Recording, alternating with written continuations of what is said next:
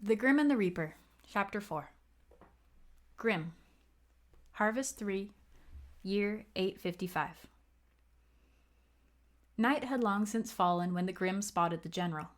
Tuag grunted as he saw the small figure bundled in his master's arms, a twiglet of a human, bound to be sick or injured. Tuag paced, growling and agitated that once again his master had cheated him of a real chance to go home.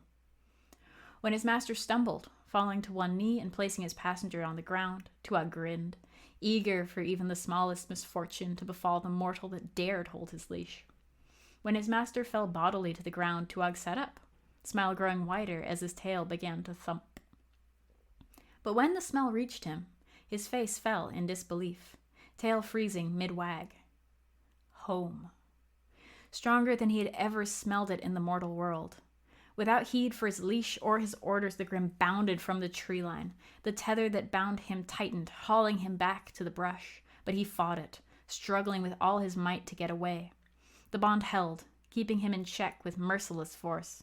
Then his master's body fell still, the leash evaporating so quickly that the Grimm tripped over his sudden freedom into the dirt. Not pausing to polish off his dignity, Tuag scrambled to his feet. The smell of home had already faded, but he gave chase anyway.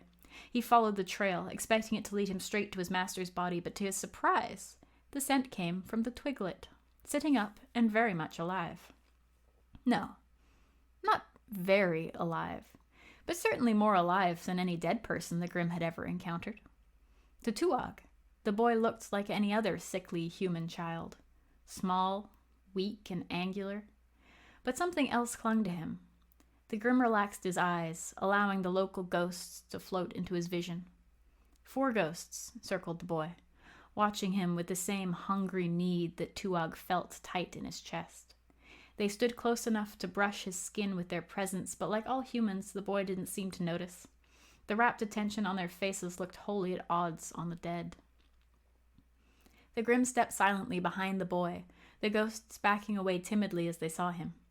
The child jumped as Tuag began his inspection in earnest, sniffing him all over to try and find the source of the coveted scent. When the boy shoved his face aside, Tuag froze. In battle, weapons flowed through the Grimm without hesitation, leaving no trace of their passage. His prey felt his teeth, his bite, his claws, but their blows fell through shadows only, never gaining purchase. He chose when mortality could affect him, or he it. He chose when to be more than a shade. This boy touched him. More than that, this boy shoved him with nothing more than disdain. A low growl built in Tuag's chest. If any other human had so much as looked at him with that little concern, he would have sunk his fangs into them without a second thought. But the boy touched him and somehow killed his master. He seemed to have noticed his mistake, eyes growing wide with horror, his scent sharp with fear. Too curious to see the boy dead just yet, Tuag turned back to his investigation, pinning the boy in place with one paw. Submitting, the boy lay meekly, face turned away in an appropriate display of contrition. Better. Home. The smell clung to the boy, not his odor of wood smoke and pine, but overlaying that, as if he had touched death's door and brought some of what he found there back with him. It didn't make sense. A living boy, smelling more of death than a corpse not 2 feet from them, freshly deceased and passed over. As the boy began to squirm, Tuag allowed him to sit up, using the opportunity to check the boy's back for any possible clues to this mystery. Hauling and grunting, the boy attempted to move the general's body, budging it slightly before sliding onto his haunches, sweating. The Grimm sat as well, considering this strange child and wondering if he had made a mistake in identifying the now-faded smell in the first place. Then the dead general moved, pulling himself to his feet and shambling off to hide from an incoming patrol.